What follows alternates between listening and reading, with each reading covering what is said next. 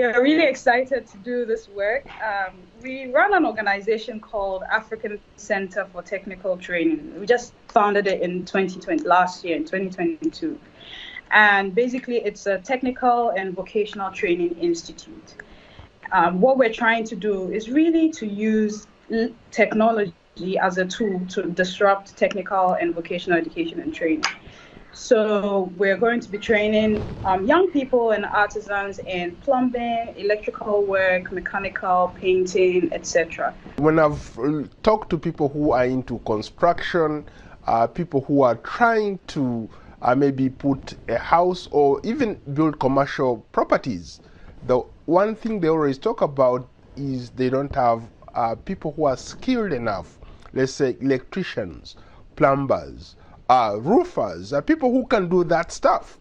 And I'm happy to hear that somebody is finally bringing that to the forefront and setting up a center to train those people. What we're trying to do is create alternative pathways where young people can now, decide to go into plumbing or welding and then make this industry very attractive. Because what's happening is, it's estimated that about 10 to 12 million people join the African workforce every year, right? And that's simply not enough typical, 9-to-5 jobs for these people to be enrolled onto. And so in Ghana alone, that's potentially 80,000 people every other year leaving. If your family doesn't have a business, you join or you don't put education, then your life really pretty much ends here. So what we're trying to do is open up opportunities for people to gain skills, because when you have a skill, then you can, earn a living, earn a decent living, have a decent livelihood. So it's exciting stuff. Some of those areas that you talked about, for example, electrical engineering, plumbing, people who are artisans, people who are really good at what they do, those are some of the most lucrative jobs that you can find. They even pay better than the quote-unquote professional jobs. It's not the same here. So here, because we have a problem with the quality of our training, you could pretty much work with an artisan the whole day and pay a very, little amount. So they're not exactly living the way they should, right? So what we want to do is improve that quality of training. There's a problem of soft skills. They generally don't have soft skills. They don't understand customer service. They'll tell you they'll come to work at 9 o'clock.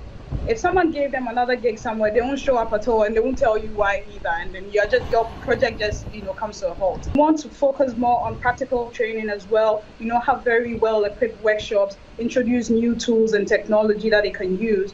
When you think about, say, plumbing, now we have water leak detection technology. We want to bridge that gap, bring all of those tools here, provide access to these technologies so that the training can be done really well, and then they can then make decent living. They can then ask for the amount that they are owed. You talked about the lack of soft skills, and I see it across the continent. People, for some reason, have refused to understand the value of time. Here, if I make an appointment with a contractor, they tell me they're going to be here at 11, and they don't show up at 11. I'll start calling, wondering what's going on, because I value my time. So I put everything aside to make sure that I'm there for them. In Ghana, where you are, it's still a problem. What can you do as a center maybe to raise awareness? If we want to train our artisans to be, professionals with 21st century business skills and to be ready for the market, it means that as an institution, our culture needs to mimic that. You can't come to class late. As staff, we need to show up to work on time. We need to do all the right things. If we want to train ethical artisans, as a team, we need to be ethical. It needs to be part of our culture.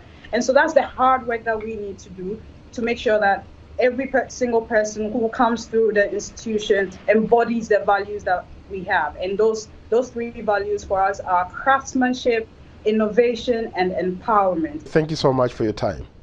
Thank you, Paul. Thank you so much. That was Penelope Brooke Thompson, founder of the Africa Center for Technical Training in Accra, Ghana. That's today's Tech Report. Back to you, Esther. Thank you, Paul. Be sure to join Paul every Wednesday for his tech report right here on Africa 54.